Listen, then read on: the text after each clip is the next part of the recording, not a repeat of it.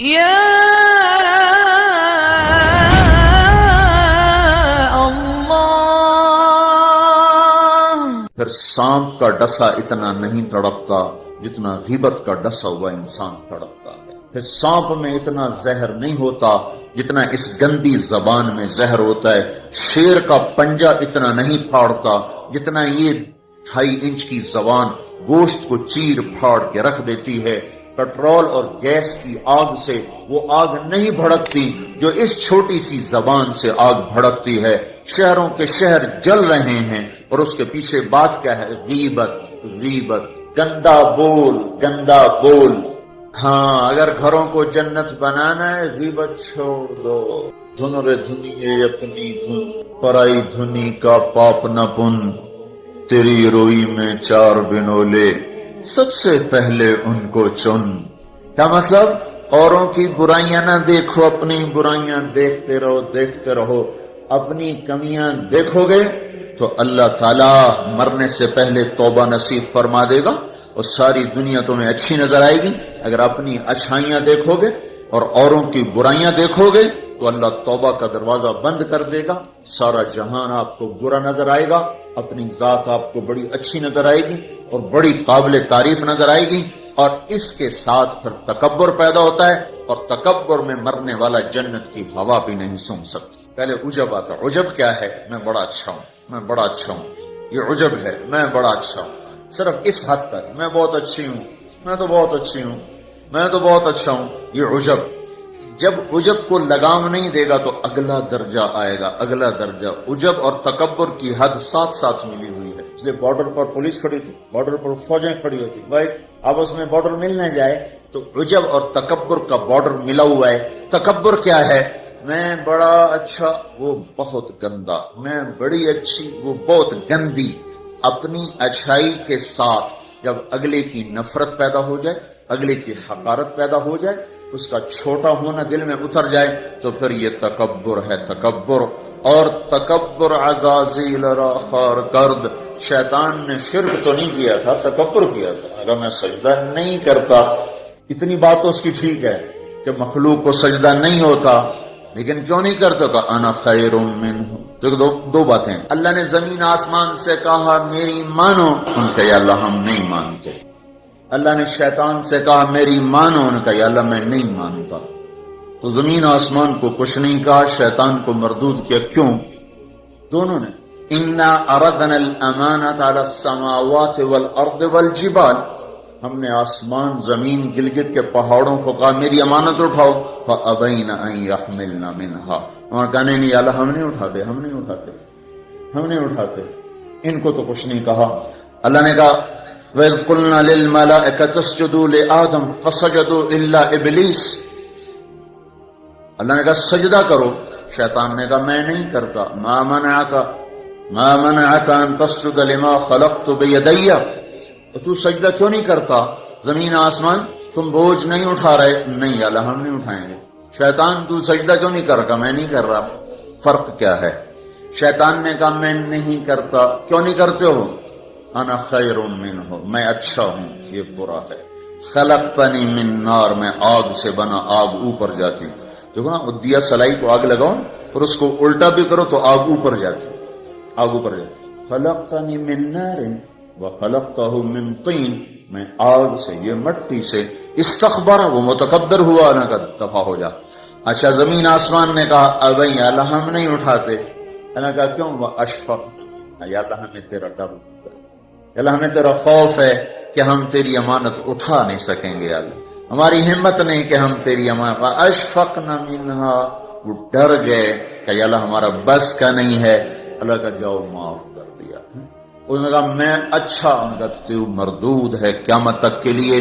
تو میرے بھائیوں بہنوں، ایک بہت بڑی آگ ہے جو جنگل کی آگ سے بھی زیادہ شدید ہے، اور یہ زبان کا غلط بول ہے، یہ غیبت ہے، یہ غیبت جو سب سے زیادہ انسانوں کو جہنم میں لے کر جائے گی، سب سے زیادہ انسانوں کو جہنم میں گرائے گی۔ عیسیٰ علیہ السلام گزر رہے تھے، ایک ڈاکو بیٹھا تھا پہاڑ کی چوٹی پر، اس کی نظر پڑی، اس کو خیال آیا میں کیا زندگی گزار رہا ہوں، انہوں نے کہا یا اللہ میری توبہ مجھے معاف کر دے، آئندہ تیرے نبی کا ساتھ دوں گا، اور یہ کہہ کر پہاڑ سے نیچے اتر آیا اور ساتھ چل دیا۔ ایک آدمی عیسیٰ علیہ السلام کے ساتھیوں میں سے، اس نے پیچھے مڑ کے دیکھا تو وہ ڈاکو، تو جو نیک لوگ ہوتے ہیں نا، نیک لوگ، ان کے لاشعور میں اپنا اچھا ہونا اترا ہوتا، ہم بڑے اچھے ہیں۔ یہ چیز بہت بڑا سبب ہے دین سے دور لوگوں کے اور دور ہو جانے کا۔ جنید جمشید گلوکار ہے، گانا گانے والا، اب ماشاءاللہ توبہ کر لیے، مجھ سے بڑی داڑھی ہے، مجھ سے بڑی پگڑی باندھتا ہے۔ 6 سال ہم اس کے پیچھے پھرتے رہے۔ جب اللہ نے اس کو توبہ کی توفیق دے دی تو اس نے مجھ سے کہا میں صرف اس وجہ سے ان راہوں پہ چلا کہ تم نے مجھے حقیر نہیں سمجھا اور نفرت کا اظہار نہیں کیا، اور دوسرا کبھی فتویٰ نہیں سنایا کہ تو حرام کھاتا ہے، حرام ہی تو کھا رہا ہے، یہ ہم نے کبھی منہ سے نہیں کہا تو حرام کرتا ہے، حرام کھاتا ہے۔ سنتے رہے سنتے رہے سنتے رہے، چلتے رہے چلتے رہے۔ 6 سال کے بعد خود ہی توبہ کر لی، 3 چلے بھی لگا دیے اور داڑھی بھی رکھ لی اور چلے بھی لگ گئے اور کتنے حج ہو گئے، اور اس کے پیچھے کیا تھا؟ صرف محبت۔ اس کے گناہ کا اس کو تانا نہیں دیا۔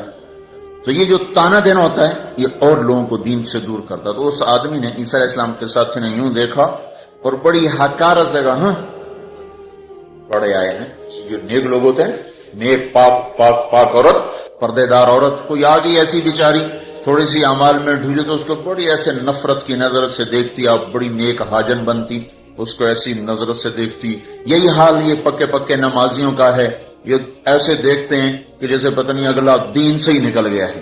تو اس نے یوں دیکھا تو اللہ تعالیٰ نے فوراً جبریل کو بھیجا، کہا میرے روح عیسیٰ تیرے پیچھے 2 آدمی آ رہے ہیں، ایک تیرا ساتھی ہے، ایک ڈاکو اور چور و چکا ہے۔ ڈاکو سے کہو تیری توبہ پر تیرے پچھلے سارے معاف، تو نئے سرے سے عمل کر، اور اپنے ساتھی سے کہو تیری نفرت کرنے پر تیری ساری نیکیاں برباد، تو بھی نئے سرے سے اب نیکی، تیرا سب ختم، تو ٹھیکیدار ہے میرے بندے کو حقیر سمجھنے کا۔ تو میرے بھائی اور بہنوں، ہمارے گھروں میں آگ ہے، آگ، اور وہ آگ چولہے کی آگ سے تیز ہے، پیٹرول گیس کی آگ سے تیز ہے، اور وہ غیبت کی بھڑکائی ہوئی آگ ہے۔ یہ وہ آگ ہے جو زبان نے بھڑکائی ہے، اس کو پانی سے نہیں بجھایا جا سکتا۔ تمہارا گلگت کا خوبصورت بہتا ہوا دریا، یہ سارے کا سارا روک کر گلگت کے اوپر ڈال دیا جائے تو بھی یہ آگ ٹھنڈی نہیں ہو سکتی۔ اس آگ کو ٹھنڈا کرنے کا اللہ تعالیٰ ہی نے کہا ہے طریقہ، جو بتایا کہ لا یغتب بعضکم بعضا، بند کر لو زبانیں، غیبت مت کرو، لا تجسسوا، ہمارے نبی نے کہا کسی کی ٹو نہ لگاؤ کیا کرتی ہے کیا کرتا ہے، لا تحسسوا لا تجسسوا، تحسس کیا ہے؟ خود پیچھے پھرنا، اور تجسس کیا ہے؟ کسی کو پیچھے لگ جاؤ دیکھو کیا، جیسے پولیس ہی نہیں، حکومت والے CID لگاتے ہیں نا، CID، یہ تجسس ہے، تجسس جاسوس، اسی سے جاسوس ہے، تجسس سے جاسوس، اور وہ رپورٹ لکھتے ہیں، وہ الٹی لکھیں سیدھی لکھیں، اسی پہ فیصلے ہوتے ہیں۔ تو میرے نبی نے کہا کسی کی ٹو نہ لگاؤ، کسی کی برائیاں نہ دیکھو، برائیوں پہ پردے ڈالو، اچھائیوں کو اچھالو، تو اللہ تمہیں سیدھا جنت کی راہوں پر لے جائے۔ تو جہنم وہ ہے جس میں مسلمان مرد عورتوں کو ڈالا جائے گا جو نافرمانی کرتے، نماز چھوڑتے مر گئے، سود کھاتے مر گئے، حرام کھاتے مر گئے، رشوت لیتے مر گئے، نماز چھوڑتے مر گئے، روزہ چھوڑتے۔ ایک اور بتا دوں، یہ گناہ تو عام ہیں، بہنوں کو حق نہیں دیا اور اس کے ساتھ مر گئے۔ بہنوں کا حق ہے نا باپ کی جائیداد میں، ماں کی جائیداد میں۔ اگر باپ نے 3 روپے چھوڑے ہیں، ایک بھائی 2 بہنیں ہیں، 2 روپے ایک بھائی کو ملے اور آدھا ان کو ملے گا، تو کیا ہوا بھائی؟ ادھر کیا ہوتا ہے؟ سارا حق بھائی دبا کے بیٹھ جاتا، سارا حق بھائی نے دبایا، اور بھائی کیا ہوا؟ کہا جی ہمارا رواج کوئی نہیں۔ اچھا، قرآن تو کہتا ہے للذکر مثل حظ الانثیین، 2 بیٹیوں کے برابر ایک بیٹے کا حصہ ہے، 1 روپیہ بیٹی کو ملا، 2 روپے بیٹے کو ملے، 8 آنے بیٹی کو ملے، 1 روپیہ بیٹے کو ملے گا۔ پر اللہ تبارک و تعالیٰ نے عورت کا حق پہلے بتایا، مرد کا حق بعد میں بتایا، للذکر مثل حظ الانثیین، للذکر مثل حظ الانثیین۔ اور یہاں ساری گلگت کی وادی بہنوں کا حق کھا جاتی ہے، اور کوئی کہتا بھی نہیں کہ حرام ہو گیا۔